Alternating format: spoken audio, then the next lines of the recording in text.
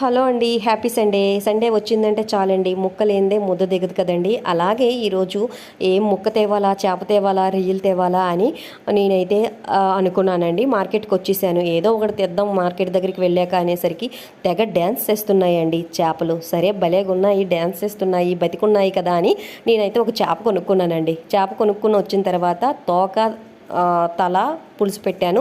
తక్కినవి అయితే ఫ్రై చేసుకున్నానండి. ఈ ఫ్రై ఎలా చేసుకున్నానో చూసేయండి. అయితే ముందుగా ఈ ఫ్రై చేయడానికి ముందుగా మనం ఉప్పు, కారం, పసుపు, అల్లం వెల్లుల్లి పేస్టు, ధనియా పౌడరు, గరం మసాలా వేసుకొని ఒక నిమ్మ చెక్క పిండుకొని చక్కగా దీన్ని మసాలా అయితే తయారు చేసుకోవాలి. పేస్ట్ లాగా చేసుకోవాలి. చేసిన తర్వాత మనం ఎప్పుడైనా ఫిష్ ఫ్రై చేసేటప్పుడు 1 అవర్ ఫ్రిడ్జ్లో పెట్టుకొని ఫ్రై చేయండి. చేప అనేది చక్కగా ఉడుకుతుంది, పడుతుంది కూడా మసాలు.